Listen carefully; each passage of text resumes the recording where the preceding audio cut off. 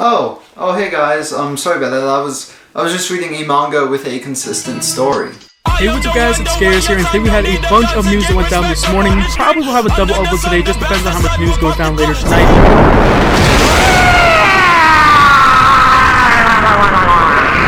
Alright, so I have a bone to pick with a certain someone. Now, I do consider this person a very close friend of mine, and I know this may seem like a backstab, but seriously, Mashima? What the hell are you doing? Now, I never wanted to make a video like this. And I know a lot of you guys weren't fans of Fairy Tail, watching this now like, haha, yeah, Fairy Tail rant, let's go. Yeah, you teared this piece of shit a new one. So yeah, I didn't want to make this video, but because of everything that's been going on in the manga recently, especially the stuff in this recent chapter, like, I can't hold back anymore. In my opinion, Fairy Tail has been a bit of a mess recently. So Fairy Tail has been a series that I've been following for over 2 years now, and I don't consider it a masterpiece by any means. I don't even consider it all that great. But for the most part, I consider it a very enjoyable manga to read and binge read and watch the anime for. It's never too amazing, but it has its moments, some really awesome fight scenes, some awesome characters, and I feel like it stays mostly consistent throughout most of the story. Like I said, with this current arc, things have been a bit of a mess. And who knows, maybe the series has always been this way and I'm just more attentive now that I've been reviewing manga for a while. But I really want to dig into this arc and just tell you guys all of the things that have been annoying me, and where we're gonna go from here in terms of Fairy Tail content on this channel. So, this seems like the final arc in Fairy Tail. I mean, it makes sense for it to be the final arc, who knows how much longer it's gonna go on for. But for the final arc of a series that is over 500 chapters long, everything has just been so underwhelming to me. It was a bit different at the beginning. At the beginning of this arc, I was super excited. We get introduced to some of these Spriggan 12 members, where they go to rescue Makarov. We get to see some of their insane powers, like absolutely crazy. You know, Ajiel and Brandish get introduced. We have no idea how those guys are going to be beaten. And then, of course, we get the surprise invasion, and like all of that stuff was awesome and I was loving it. But then we keep having fight after fight with the Spriggan 12, with just like all of them going down. There's barely any consequences. If someone gets injured, you know, they end up being healed, no one's friggin' dying. And these fights haven't been too incredibly satisfying. Especially when you have shit like Brandish's first fight with Lucy and she just like gets chopped on the head and gets knocked out. Like the Spriggan 12 have been built up to be the most powerful wizards in the series, yet they're being defeated rather easily. And most of the time it just comes down to them being idiots. Like people like Demaria could easily kill friggin' everyone. Like, what is stopping her from freezing time and then slitting everyone's throats while they are frozen? Sure, Brandish is sort of on their side now, but when she wasn't, what stopped her from just making everyone explode? Their main goal is to capture Mavis and get Fairy Heart. They don't need any of these other people alive. And there were other times where it just felt like an ass pull, like with Ultir coming back and Aquarius coming back, you know, in 2 different fights. Like, these characters were pretty much gone. But all of a sudden, Mashima's back. Hey, they're back, just for now, just for this chapter, so they can help you win. And then they'll go away again. You know, screw all that emotional goodbye stuff. But you know, eventually they do take out most of the members of the Spriggan 12, leaving only like the huge ones left.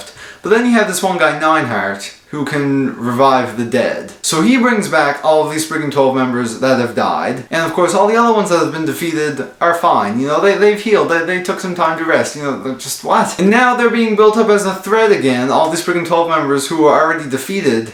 Yet we already know that they can be defeated. So a lot of the things that have happened in this arc so far are kind of pointless because they're just battles that have happened with the Spriggan 12, and now the Spriggan 12 members, you know, they're back. Honestly, the only parts of this arc that I've really been invested in is the stuff with Natsu and Zeref. Like their first confrontation when Natsu finds out he's End. Like that was an excellent chapter, and I just wish the rest of this arc was as good as those parts. But unfortunately, a lot of the chapters focusing on Natsu also focus on all this other shit. So for a while, I've had this problem with the arc, and I have talked about it in some of my other chapter reviews. But now I want to talk about like the thing that triggered me to make this rant video, which is of course what has been happening recently with all of the death fake-outs. So Fairy Tail has had a lot of death fake-outs before, but I don't think they've ever been as bad as recently in the manga. So obviously the big ones are Gajiel and Juvia.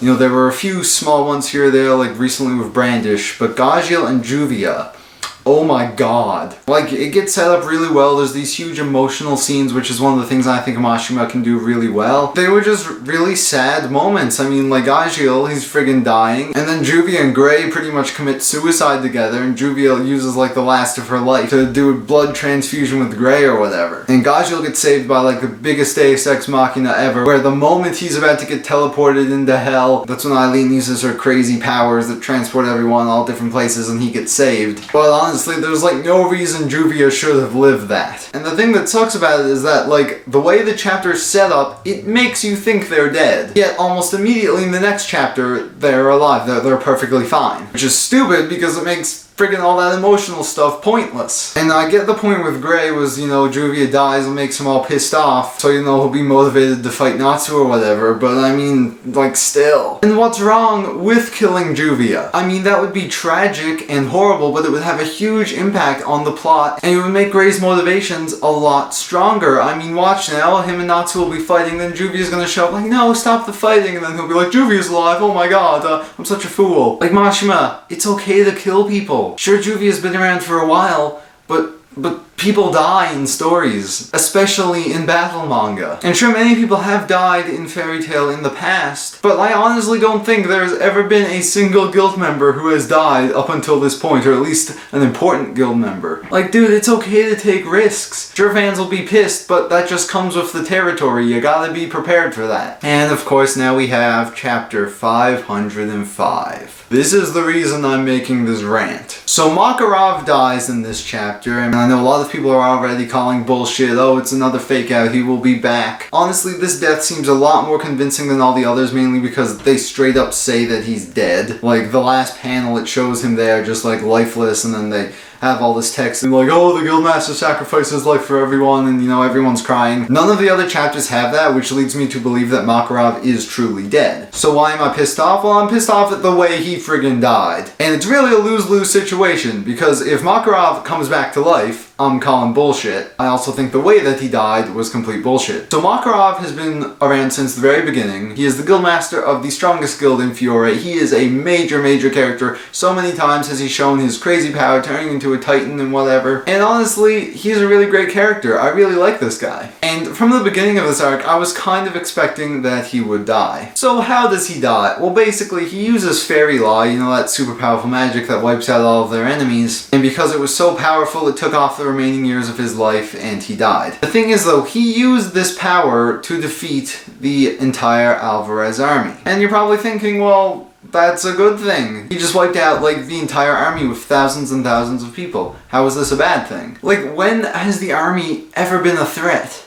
The army has never been, no one has ever cared about the army. From the very beginning of this invasion, it was established that the army was nothing. Like, seriously, the guild members have been having no trouble fighting the army at all. The only characters built up to be powerful are the friggin' 12, not the friggin' army. So then you have this one chapter, just this one chapter, no lead up to this at all. Eileen uses some crazy magic to enhance every single soldier. They're all instantly more powerful, they start beating people up, and then Makarov decides to sacrifice himself then and there with almost like no build-up. It came out of absolutely nowhere. It was so weird. I was reading this, I'm like, is this actually happening? Where was the build-up? It just happened so fast. Like, all of a sudden this army that no one ever cared about now becomes like the biggest threat to everyone, and Makarov just wipes them all out. It seemed like such a cheap way to kill him off. Like, I always pictured Makarov going out like super badass, like maybe fighting August or someone. Not like this, solving like a single chapter's conflict. Like, I never once cared about the army or thought, oh no, what are they gonna do about this massive army? So now Makarov is supposedly dead,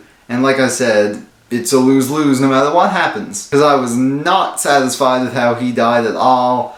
Mashima, like... So yeah, I guess what I'm trying to say is that Fairy Tail has not been very enjoyable lately. I feel like every chapter I read I have something to complain about, and for that reason, I don't think I'm going to be doing weekly reviews anymore. I'm just not enjoying Fairy Tail as much as I used to, especially now that when I look back at my reviews, a lot of the things I say are completely meaningless because I can't even decide whether or not it was a good chapter because I'm not sure if a freaking character lives or dies. And the plot can be so basic and dumb that I feel like all the predictions and speculations I usually make just don't even matter. So for that reason, I will not be reviewing Fairy Tail weekly. Will I still make Fairy Tail videos? probably. I'm still going to be keeping up to date with the manga. I'm not going to drop it. I don't see the point in that. I mean, I've been following this series for, like I said, over 2 years, and it only takes a couple minutes out of my week to read the new chapter. But for now, I'm only going to be releasing a fairy tale review when I feel like it's worth it. Mashima, I'm sorry it had to be this way. I still consider you one of my closest friends and one of the best people in my life. Please get your shit together. The fans don't want this. They want to see some awesome stuff. Please just give us some awesome stuff. You know, just scrap all the Spriggan 12. Just give us Zeref, Natsu, Acnologia, Final Battle, end the series in 10 chapters. Let's go.